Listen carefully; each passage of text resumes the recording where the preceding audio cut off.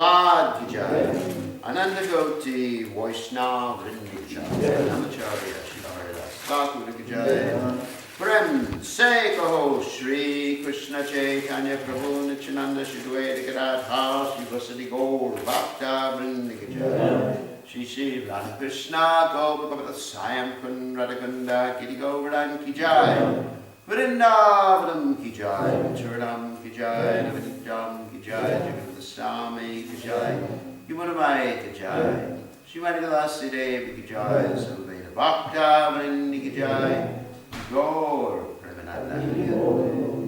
All glorious is some devotees, all glorious is some devotees, all glorious is some devotees, all glorious to Shri Guru and Gauranga Shri Prabhupada ki jai.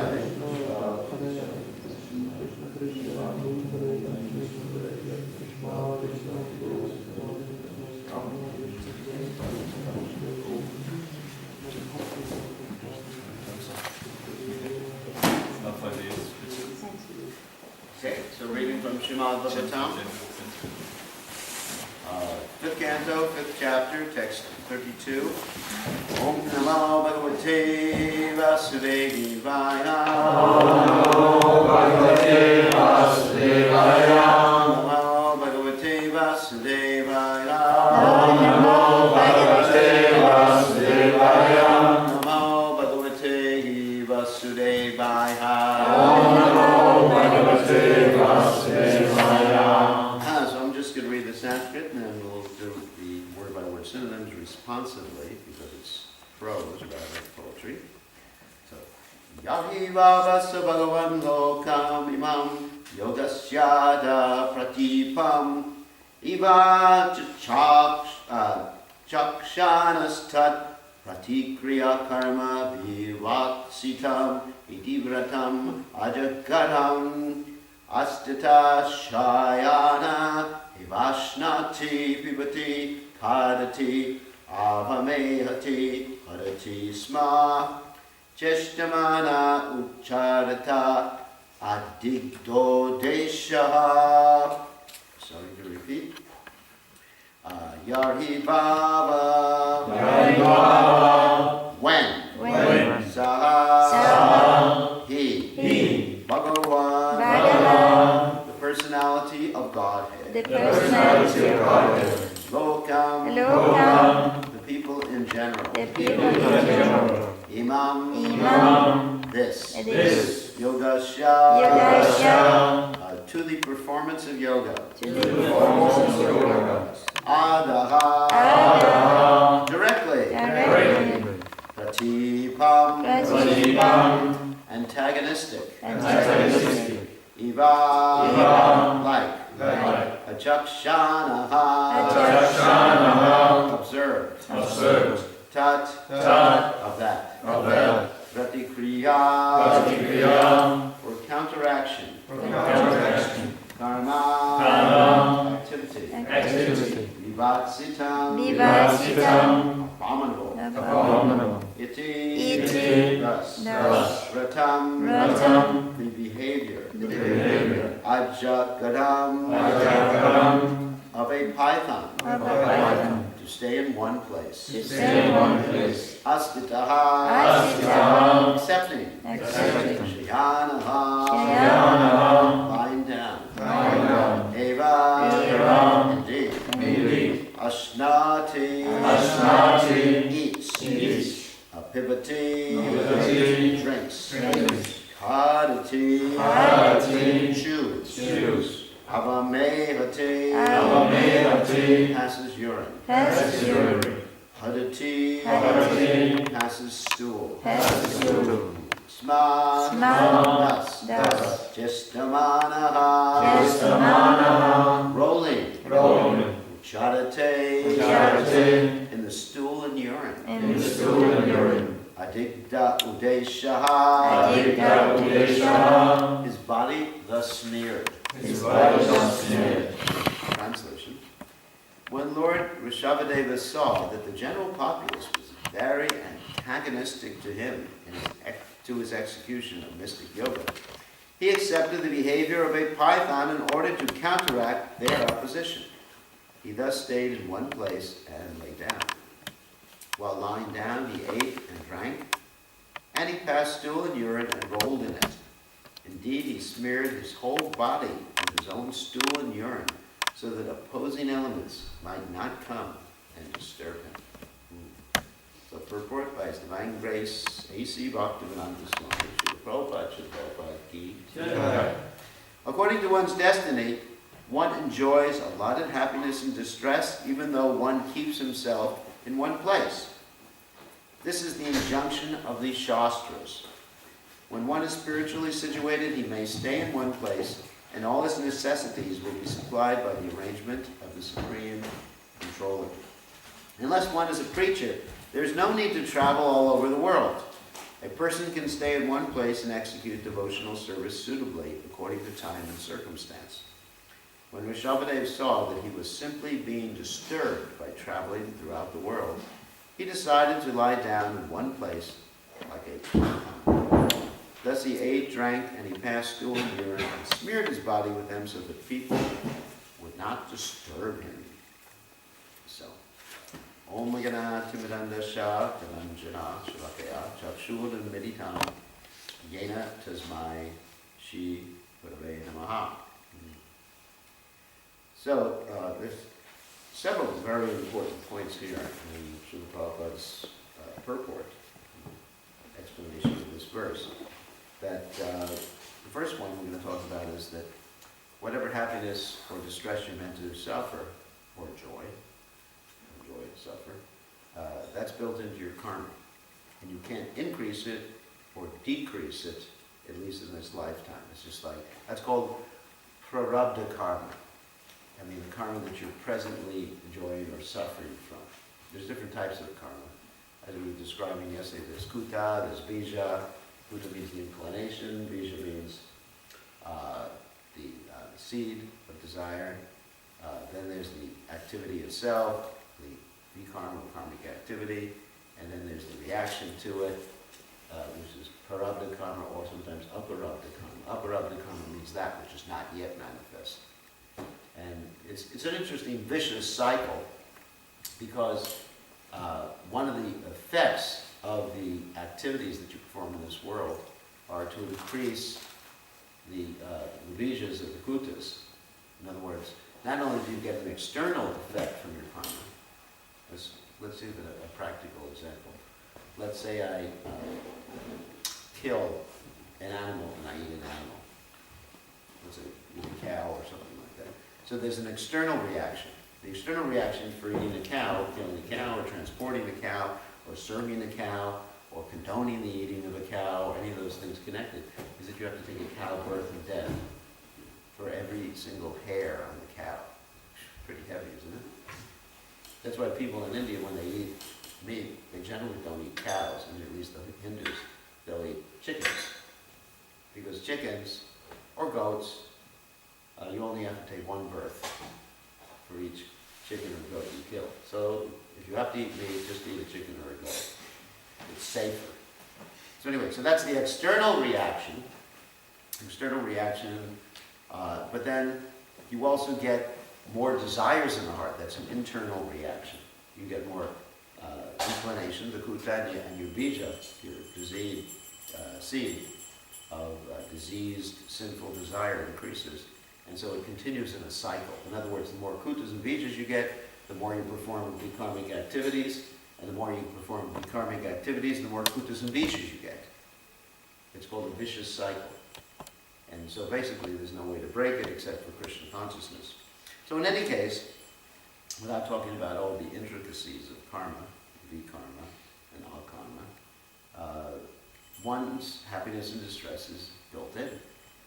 So what is the need to travel, as Srila Prabhupada says, from one place to another? Of course, we're not talking about traveling to the holy places here. We're talking about traveling and seeing different things. Just like we're attracted to go and see, for example, some people want to see the icebergs. You know icebergs? You know what icebergs are. Icebergs are these big ice cubes that float in the North Atlantic. And so many people go to this place called Alaska, and they go on these cruises and they spend tens of thousands of euros just to see big ice cubes. But you can actually see them if you take your glass and put some ice cubes in it, you just look at it, it's the same thing. There's no difference. So they think they're going to increase their enjoyment by going different places or seeing different things, but enjoyment's built in. Whatever you're meant to suffer or enjoy, that's what you'll suffer and enjoy. So therefore, changing your situation doesn't increase your enjoyment or lessen your suffering. In the material world, that's materially. But spiritually, changing your situation insofar as Krishna consciousness is concerned, like from karmic activity or rekarmic activity to Krishna conscious activity, can increase your happiness. Because as we find, Srila Rupa Goswami describes the qualities of pure devotional service. And the first quality he mentions of pure devotional service is what? Does anyone know? No one knows. Nobody here studied Nectar of Devotion at all? That's a book written by Prabhupada. Commentary on the Bhakti Rasamrita Sindhu. What's the first quality of pure devotional service? Here's a test. No. First quality of pure devotion, nectar devotion. Now we're not talking about nectar destruction, we're talking about nectar devotion. Yeah. Since nobody else is saying something, then Yeah. I will say it is all auspicious. No, Brings that's not all the first quality. auspiciousness. What's the first? Destroys all material suffering. Yeah, immediately kleshatni. Get rid of kleshatni. Immediately leap from all distress. Wow. This first thing that happens, even in the first, when you first starting devotional service. Of course, some of the other things come later, like pure devotional service, like rarely achieved, or transcendental happiness, or decrying liberation. But the first thing that happens is immediate relief from all distress. Wow. And what's the second thing? Subhata, that it's all auspicious. All auspicious, yeah, that's the second thing. So these are the first two things you experience. I won't go through the rest of them because they occur at higher levels of devotional service. So immediately by taking up Krishna consciousness, you become relieved from distress. So the devotee may ask, so you all may ask, why do I still have distress? Even though I've taken up Krishna consciousness. The reason is that you're not in Krishna consciousness 24 hours a day. When you're at this particular point, you're in Krishna consciousness for a few minutes a day, or maybe during the morning program, if you're lucky. And then the rest of the day, you're not Krishna conscious. So sometimes we think, now that I've joined the Hare Krishna movement, I'm a devotee. But are you actually a devotee? Srila Prabhupada one time wrote a letter to a sannyasi who wrote to Srila Prabhupada, and in that letter the sannyasi called himself a devotee. He said, I'm a devotee, something like that. And Prabhupada said a devotee never thinks of himself as a devotee. And devotee actually means, in one sense, pure devotee. So we think that by putting on a dhoti, putting on tilak, and chanting the minimum number of rounds, we've become a devotee. That's not necessarily true. That's just external. A devotee is one who is anyabi lashita shunyam jnana karma anavatam anukuyena krishnam shilana bhakti rupam, devoted to Krishna, serving Krishna without any ulterior motive, any impurities in the heart, doing what Krishna wants in an act of passion. And we do that sometimes during the day, like for about 5 minutes. And then the rest of the day, we're sort of like karma mishra bhakti or jnana mishra bhakti, right? That means, mishra means to be mixed. We're mixing our devotional service with a desire for sense gratification. Or mixing it with a desire to get out of this material world. That's liberation. So therefore, we're not experiencing this relief from distress all day long. Obviously, if you're in the middle of a kirtan, you're dancing and chanting, you're relieved from distress, if you're absorbed in the kirtan. But when you get out of the kirtan, when you start thinking about your own self, and self-centered, selfish, or plans, or whatever you have, then you start to experience distress and anxiety again. So distress, anyway, so that's why we're not experiencing this first quality of pure devotional service. So in order to be relieved from distress, don't change your position. But stani stita, shruti gatam, tan van manopir. As Lord Chaitanya said to a Brahmin in South India, the Brahmin who wanted to follow him, and Lord Chaitanya was quoting from Lord Brahma. He said, stani stita, shruti gatam, tan van manopir. He said, just stay where you are. Stani stita. Let me just be steady and stay where you are. Shruti gatam. You should engage yourself in the process of shruti. Shruti means basically to hear. Shruti gatam tan van manopir. Hear with and van with your word and speak. Van manopir. Engage your body, mind, and words in Krishna service. Basically, if you take the literal translation of that verse. In hearing and chanting about Krishna. So, by doing that, then you become relieved from distress. That's the solution. It's a very easy solution. Just be absorbed. Just like we have the word Sankirtan. Does anyone know what the word Sankirtan means? No one knows. What? Can mean sang mean together. It And means it can what? also mean perfect. Perfect or complete chanting. There's two things, two meanings. They're very good. I can see you've studied Bhakti Shastri. So it means chanting with a large Sangha Kirtan, large Sangha amount of people. Japa is just chanting by yourself. And it also can mean complete or absorbed or perfect chanting of the Lord's holy names. So the point is actually to be absorbed in chanting. And to see that as the remedial measure, as the verse mentions, we quoted the verse yesterday from the 10th canto of Srimad Bhagavatam, Nivrittatar Sharupagimanas, to understand that complete absorption in Krishna's name, Krishna Katha, Krishna's pastimes, will actually solve all of our problems. Will actually give us happiness, relieve us from distress. And so devotees should have this reaction whenever anything, of course, all the time, but especially whenever anything happens that's unpleasant, which this material world will give us plenty of unpleasant stuff, adhyatmic, adibodhic, adidaivic, and adidevodic. The fourfold miseries. I know I invented that one. Miseries from our body and mind, miseries from other living entities, miseries from the material nature in general, and miseries from other devotees. There's a fourfold misery. You can quote me on that. So, I know, it's just threefold. I'm not going to invent something new. So, when these things happen, these things should be an impetus for us to take shelter of Krishna Katha. In fact, Queen Kunti, she prays for more of those things to happen. Right? She says, Tatra, Tatra Jagat Guru. Because Punar Bhavadarshana, I don't want to see Apunar Bhavadarshana. Apunar means not again. Bhava means basically repeated birth and death. And Darshana means to see.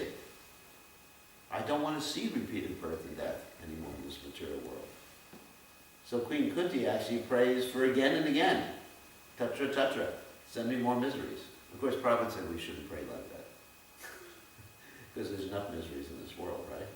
Tatra, Tatra, Jagat, oh Lord of the universe, Guru of the universe, Tatra, Tatra, send these miseries again and again. And look at all the miseries she was subjected to. I mean, none of us can complain in comparison to her, right?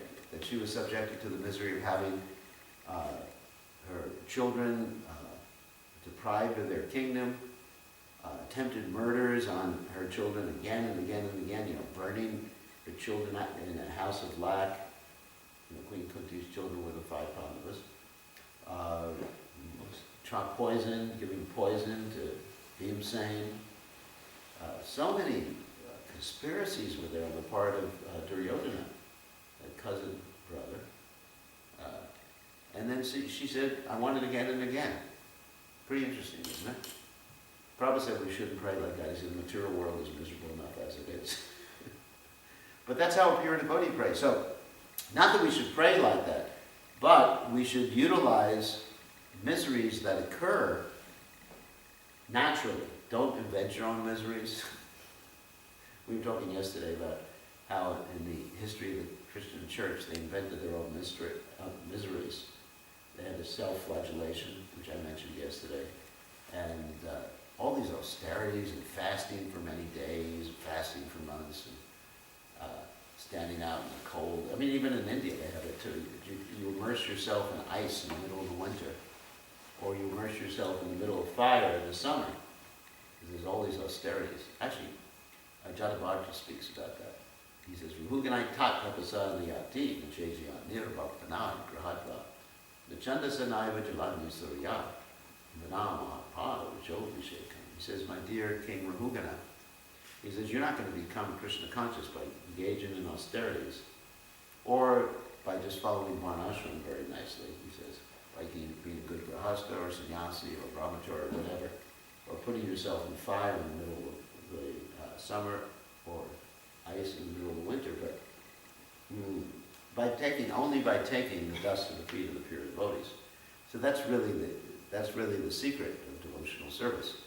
So when these miseries come naturally, getting back to the point, then we should just take it as an opportunity to chant more. I mean, I've experienced that in my own devotional service. Things happen in this world. Really painful things. Probably the most painful thing that can happen to someone, even more painful than physical illnesses, is when someone who you really have a close relationship to turns against you. It's described as it's more painful than a knife in the heart. Can you imagine that? Someone taking a knife in the heart. And in Japan, they used to have this knife. It's called harikari. They would take you ever heard of this before? They would commit suicide by taking a knife, not in the heart, but they would cut their stomach out. It's called disemboweling. Means taking the bowels out. So imagine that, how painful. But the Bhagavatam says it's more painful to have someone, just the harsh words, the painful words, someone who you actually have a close relationship with. So this happens. This happens to all of us. Whether it's a husband or a wife who does that, or a mother or a father, or a child, or a disciple, or whatever. These things happen. It's so painful. And so what do? You sit down and you just start to feel sorry for yourself. Or you commit suicide. Should you do that? We don't believe in suicide. Because if you commit suicide, guess what? You become a ghost, and you're going to have to experience the same thing in the future anyway. Whatever test Krishna's put you through, or whatever karma's put you through, you commit suicide, you get more of a reaction. Not only do you have to experience the same thing in the future, but you get a more of a reaction for killing yourself. So double jeopardy, as they say. So what do? I mean, most people, they just sit there and feel real sorry for themselves and use up the tissues in their house. Right? It's just like, because I know, people come and see me all the time, and I have to keep like a big stockpile of tissues with me. I have to order them wholesale, just like bulk boxes of tissues. Tissue dispensers. I always keep like 3 or 4 boxes with me. Because people come and see me and just give them tissues, and they use them up. Like that. Men and women. It's not just the women. I'm not criticizing women. It's everyone gets into crying. I mean, that's all right. I'm not saying don't cry. But, so what do? Feel sorry for yourself, talk on the phone with your therapist for 3 or 4 hours. We all have a therapist, psychologist, and spend, how much it costs an hour for a psychologist? In America, it costs about $150 an hour. So it's very expensive. So you call them, I'm feeling so sad. And the therapist says, yes, I feel bad for you. You're feeling sad. Poor boy, poor girl. No, you get your japa beads out, and you go in front of the deities, or you go for a walk, and you chant some extra rounds. That's a unique way to deal with things, isn't it? You chant some extra rounds, or you listen to Krishna Katha. Or you go to an ecstatic kirtan. Any kirtan is ecstatic. It's led by someone who's actually connected with a disciplic succession. Then you take more shelter of Krishna. So when bad things happen, when bad things happen, devotees become more Krishna conscious. A real devotee becomes more Krishna conscious. That's a test. And it's actually fortunate when bad things, it's your good fortune. So if life gives you something bad, you make it good by taking shelter of Krishna. And I think, well, of course I've experienced it, and probably everyone here has experienced misery, but you deal with it in different ways. So I'm telling you a Krishna conscious way to deal with it. And then you're chanting extra. By the time you've chanted 64 rounds, you feel so blissful, your consciousness has gone so high that the misery is shrunk to the size of a pea. Probably use the example. When you go up in an airplane, then everything on the ground gets smaller and smaller and smaller. When I was young, I used to fly an airplane, and what happened is, many times I was being chastised by my mother. So when I took off in the airplane, my mother got smaller. She wasn't so threatening anymore, like real small, and then she was finally a dot. I said, thank God, So we would use an airplane to get away from misery. That's not a permanent solution, because as they say, what goes up has to come down. So it's not, when you run out of fuel, you have to land the plane again. So, but Krishna consciousness, like Prabhupada would say, stay high forever. So you go up, and you stay up.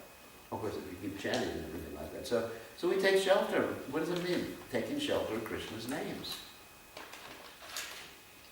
I mean, of course, in the beginning, you can say, well, it's not pure devotional service to chant because you're in misery. But Krishna says in the Gita, Chatur Vinava Janti. He said 4 types of people approach me. Those are in distress, right? So that doesn't mean only when you first join Krishna consciousness, but continually, those 4 principles apply to us too, until we become pure devotees. We're taking shelter of Krishna because we're put in a distressful condition, or we're taking shelter of Krishna because we want something like Dhruva Maharaj, want some wealth, or we're taking shelter of Krishna because we're just interested, hey, what about that pastime? Or we're taking shelter of Krishna because we want to understand the philosophy, understand Krishna consciousness. So these 4 principles don't only apply before you join the Hare Krishna movement, but they apply continually, you understand? As you're in the Hare Krishna movement until you come to the point of pure devotional service. So anyway, so this is the way to get rid of miseries, and that's the first point here. So can't go on too long because we have to leave for this. We got 10 more minutes. Maybe we should just take questions at this particular point, because there's a lot more I could talk about with what Lord Rishabhadev did to keep people away from him so we could chant peacefully. Gorbachev Babaji Maharaj did the same thing. He chanted in a latrine, place where people pass stool. Of course, it was cleaned up, but it still was not considered the best place to chant. Or Bhakti Vinod Thakur may believe he was sick, so he could chant in an undisturbed fashion at the end of his life. So devotees do that. It's pretty much a standard thing to avoid being disturbed when you want to be absorbed in Krishna's names, that you do something to keep other people away. But that's only for a Paramahamsa. That's not for us. It's not that any of you should take stool and urine and smear it on your body. So you can chant Hare Krishna, the temple president won't ask you to cook the offering. If you do that, you'll be kicked out of the temple, I guarantee. Or sent to some insane asylum, a place for crazy people. So don't do that. But this is a standard thing that pure devotees sometimes do, that they put themselves in a situation where they're not going to be disturbed. So any questions or comments about these points? Because we're going to have to leave pretty soon. Yeah. It's about grabbing the feedback in anxiety. Yeah. Of course, it's better to be preventive and somebody not get into anxiety. Yeah. So what, maybe also in relationship what you spoke yesterday, Maharaj, what can we do to ourselves and also other devotees get more involved in chanting. For instance, we have kirtan evenings here, but very few are coming. Many are coming for the Sunday feast, but not coming too much in the programs during the week. Also now, and so many are here. So what can we do in that relation? You get them to chant here and chant more, is the question, right? You could put them in anxiety. You put a gun to their head, just chant. Hare Krishna, Hare Krishna. They'll chant very well. Send them to Iraq, Afghanistan. Of course, those are practical suggestions, I understand. How do you get the devotees to take more shelter from Krishna? Prabhupada did by sometimes describing the miseries of the material world. I mean, there's different ways. That's sort of that's a negative type of thing, but it works sometimes. Or recitation of Krishna's pastimes. I have your phone. Put your phone on before I forget. Okay. Or a recitation, a very sweet recitation of Krishna's pastimes. And that gives people a reason to chant. I mean, people need a reason to chant. If they're just chanting because it's ritual, that's not a reason. If they're just chanting because they have to, that's not a very good reason. They won't be attentive, they won't be enthusiastic. So you have to give people a reason according to their situation in this world. Something that resonates with them. Why should I chant? Because you're supposed to? That doesn't work very well. Because it's a rule. If you say, why should I follow the four regular principles? Because you're supposed to. Doesn't make a difference to me. Or because you're going to hell if you don't. That doesn't work for people. But if you give them a reason that's really in tune or resonates with their personal objectives in life, then they'll be more inclined to do that. So you have to figure a strategy. I'm not going to give you an answer right now, because everybody's different. You have to figure a strategy according to people here in this city. What is their psychophysical nature? What will attract them? I mean, maybe you have to introduce some other instrumentation, like Indraduni Maharaj does to get people to chant. Maybe you need a violin during the bhajana. I mean, he does that and he's very successful. If you look, or Sri Kulad, you ever heard of Sri Kulad? He chants in the yoga centers in Australia right now. He lives in Australia. And if you look at some of his videos on YouTube, very beautiful. And he gets a lot of people to chant because it's melodic. So you may have to adjust certain externals to get people to chant. Or offer people a whole feast. If they chant, give them a ticket so they can get a feast. We used to do that in a city called New Orleans.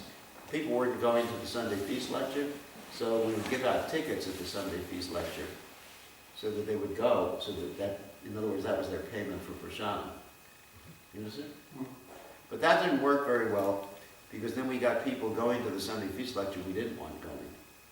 In other words, street people who smelled so bad, like they would come into the temple room just to get the ticket for the, attend the Sunday feast lecture, so they get a ticket to eat prashadam. They would smell so bad when they took off their socks or shoes that I couldn't breathe when I was giving class. It was just like, I couldn't think or breathe, so it was just like, get them out of here. We used to call them the smellies. Anyway, I think you understand what I'm talking about. So, in other words, you have to address people's needs. People also have social needs.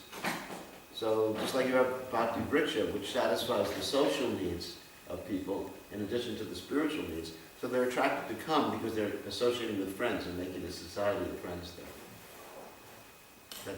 Anyway, these are some suggestions, different suggestions. But you have to come up with a strategy. I can't come up with any strategies because that's all personal, according to time, place, and circumstance. And I think we have to end because we have to go.